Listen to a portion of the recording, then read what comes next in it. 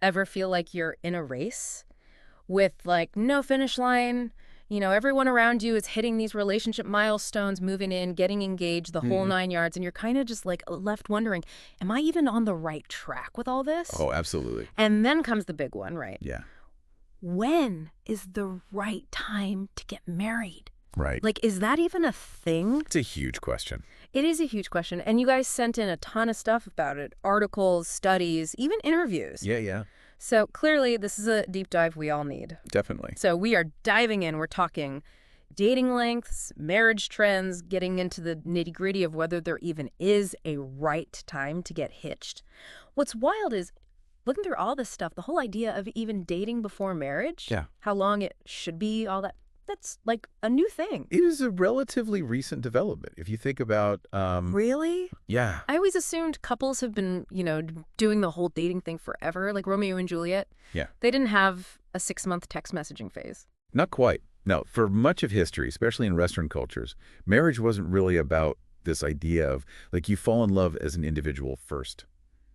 Think about it. Arranged marriages, families having a huge say in who you end up with. Right.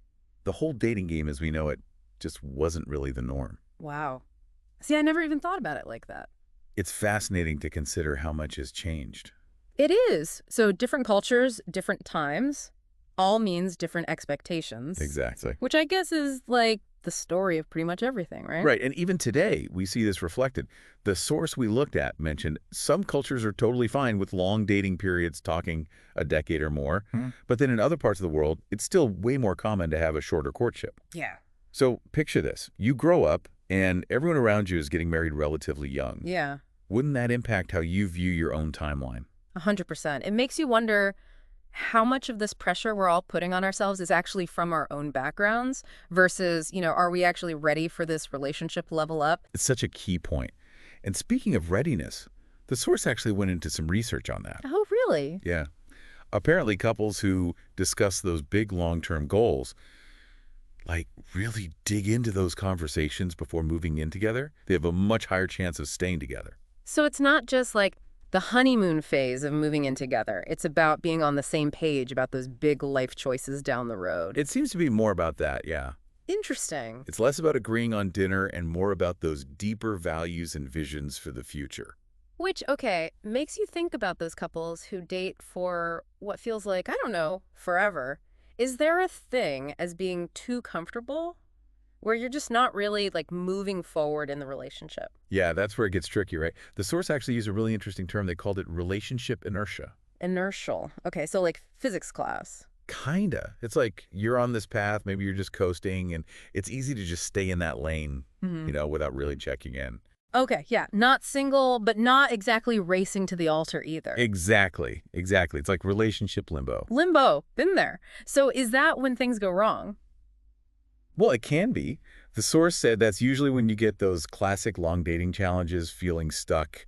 You realize your goals have changed. Maybe you're even drifting apart without realizing it's happening. And then on top of all that, you've got everyone and their mother, your family, friends, that random lady at the grocery store chiming in with the dreaded, so when's the big day? Like, come on. Oh, tell me about it. That kind of pressure from the outside can really mess with your head. Big time. It's like suddenly everyone's a relationship guru with opinions about your love life. It's true. And what's interesting is the source said that kind of pressure can make couples make decisions based on that outside noise rather than what they actually want. Oh, wow. So they rush in or they break up when things were actually like good? Exactly. Sometimes they rush into marriage before they're ready or, yeah, the pressure gets to be too much and they break up when things were actually pretty solid. Wow. Okay, so speaking of pressure, the source also talked about commitment phobia, which sounds kind of, I don't know, intense. Is it really that deep? It's a good question. The name is a bit dramatic, honestly. In this case, it seems like it usually comes down to being scared to make a big life-changing decision. It's not always about being afraid of commitment itself, but more about what if I make the wrong choice? Oh, so that fear of missing out, even if you're happy where you are. Yeah, that's a big part of it. And the source mentioned that this usually comes back to those deeper, more personal things. Are you actually ready for this? Past relationships, even just not really knowing what you want in a partner. Which, let's be real, is like a whole other deep dive waiting to happen. Very well. Okay, so we've talked about like the history of dating, all that pressure, those what if we break up fears. But what about when it goes right? The couples who figured it out, no matter how long it took them. Right, right. That's where it gets really interesting. The source we looked at actually included a bunch of interviews with real couples, and they all had totally different experiences. Okay, so spill the tea. What kind of couples were in there? And what did they have to say about all this? So, like, what did these couples' timelines even look like? Well, they had couples who were all over the map, timing-wise. One couple dated for like 8 years before getting engaged. 8 years. 8 years. And then there was another couple, they got married after like 6 months. Whoa, total opposites. Okay, so it's like a relationship buffet out there, you do you. Yeah. But was there anything these couples had in common? Any wisdom nuggets we can steal? You know, the big thing that stuck out to me was shared values. Like, that came up constantly.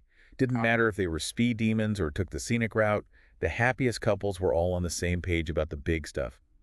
Kids, careers, Yeah. money, those things that can make or break you down the line. So, forget about agreeing on what to order for takeout.